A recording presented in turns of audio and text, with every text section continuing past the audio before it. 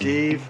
I'm here with Brian Sanchez, who is at the Fitness for 10 in Carson City, Nevada. You can check out Fitness for 10 online, see where all their locations are, and see what programs they have. If you want to reach out to me, you can get me at stevemain.com. That's probably the easiest way to find out more about me. And so, welcome, Brian. Hey, thanks for having me, Steve. It's always a good time coming in and talking about fitness topics. Yeah, it is. So, I've been thinking, and I wanted to kind of get your view on this, being a personal trainer, a coach. And, this is so common in fitness. People buy the piece of equipment, I won't name any, and they put it in their home and they're all gung ho. And the thing always ends up in their garage or in their closet. People go get their gym membership. They're all excited. They get going and they peter out. They just kind of fade away and they don't keep going with their exercise program. So tell me why you think that is. Why? How can we encourage people not to give up and to have more discipline with their exercise? Well, I think that when we're talking about people's struggles in their consistency of exercise and training, there's a lot of factors that go into it. The I'm too tired. I don't have time. I've got to get to work. There's a lot of things going on for everybody. And the answer is correct that yes, you have all these things in your life going on, but you have to remove those barriers. To me, they're artificial barriers because we can set when we start and stop our workouts. And usually what happens is when people are trying to develop the discipline in their training, there's a couple of factors that come into play. One, they come in too hard and they don't take proper rest periods, or amounts of time. In other words, they'll go 10 straight days as opposed to 6 times in those 10 days. They're not resting their body properly enough, so they burn themselves out right away. So they come in a little too hard. Or they just don't have the want because of the comfort level or the lack of support from the family, or they're really not wanting to make that behavior change. They just don't have the want to stick to the program. I always like to tell people, hey, you got to have some skin in the game. That's where, hiring coaches and paying for memberships, where there's a constant reminder that you're paying your own money to get in there. That's always a good little start. Not trying to get everybody to come and sign up with us, but I'm saying it's a good way to make sure that if you invest your money, you just might be there. But Hey, you know what else, Brian, is an investment? Is the effort that you initially put in, and you start to get a little bit of results. Well, now you have skin in the game right. because, so it's just that mindset, you get a little skin in the game, that effort, that initial effort. Well, you don't want to lose that and nullify, even if it's a week or two.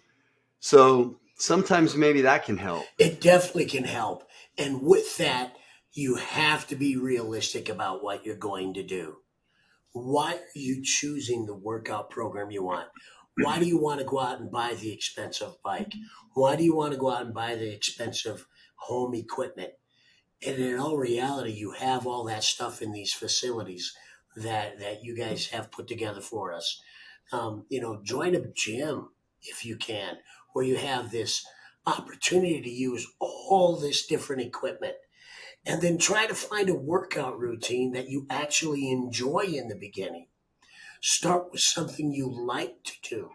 That might be a dumbbell workout. It might be a Zumba class. It could be a spin class. There's so many different things you can do when you come to these facilities or at your house. So find something you like to do. Once you get established and you get your routine going and you begin to develop that consistency, after about 3 weeks, it kind of changes your behavior. You make it acceptable in your life and you're not questioning whether or not you should work out. You start to commit your behavior to, I'm going to work out. And that's what I'm shooting for when I'm working with clients. We want to make a lifestyle change. We want that to be realistic when we do it. We're not trying to come in and look, let's just use like one of our trainers, Chanda, she's a champion.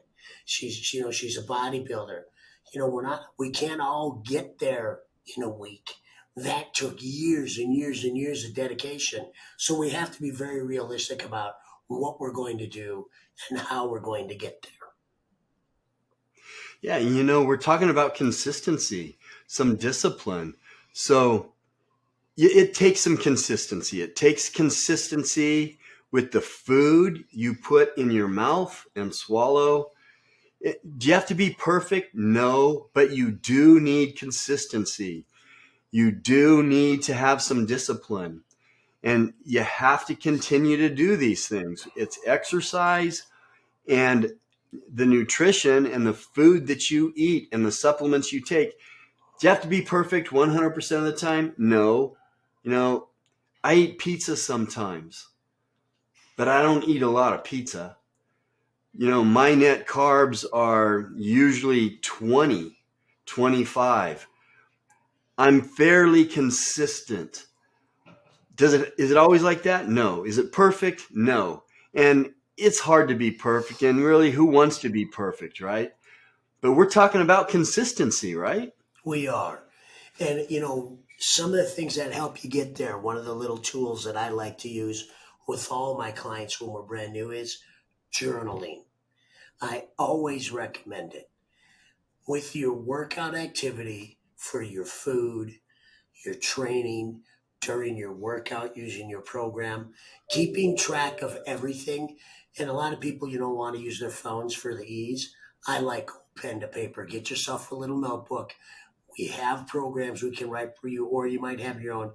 Keep track of everything every day. And I can assure you, you're going to develop that consistency because you're investing your time into it and you're teaching your mind to accept your routine. Yeah, and I think it's important not to set your goals too high. Correct. Don't make it, and what I mean by a goal is not your fitness goal, but your consistency goal. Don't be unrealistic with it. Don't make a goal, I'm going to work out 8 times a week. There's only 7 days in the week, Steve, I know, but I'm going to work out 8 times. That might not be a realistic goal for setting what you want to be consistent at. So I think that's important too, is be realistic with yourself. Don't be too lenient, but be realistic. I think it's important. Set small goals you can accomplish in the beginning. People will come in and say things. An example is, hey, my doctor says I got to lose 60 pounds. All right, great. That's a 2-year goal. Now, every month, let's try to reduce our body fat by 0.75%. That's a manageable goal that you can reach every 30 days to get you to that 60-pound mark in 2 years. There's ways to play with that. Yeah, good point. Break that 60-pound weight loss into small objectives. The 60-pound weight loss is a big goal. Break it down into small objectives. I want to lose 5 pounds this month. Oh, wow. I lost 5 pounds. That's very doable. If you're 60 pounds overweight, that's very doable. Now you've got your skin in the game. You've got an investment, and 5 pounds in a month. Hey, if you do that for 10 months, you lost 50 pounds. You only have 10 pounds to go, and you have 14 more months to do it if you've got a 2-year goal. So Yeah, take little bites at a time. Yeah, and we see that when you do reach these things and you take your time getting there. What I mean by take your time is you don't try to do it all at once. You space it out, and it's very measurable and easy to get. Um, when you do that, you're going to stay with the game. You're going to stay with your program.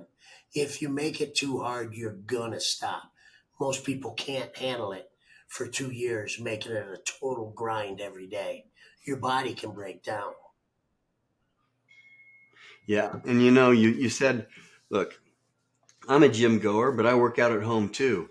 I think it's important to get support. The great thing about a gym is you're going to find support there, but you need to find support, someone to kind of cheer you on and uh, help encouraging you. That helps too. So uh, all these little things are important. Well, Brian, thanks for your input on this. Appreciate your wisdom as a coach, and we will see you next time. Take care, everybody. Stay consistent.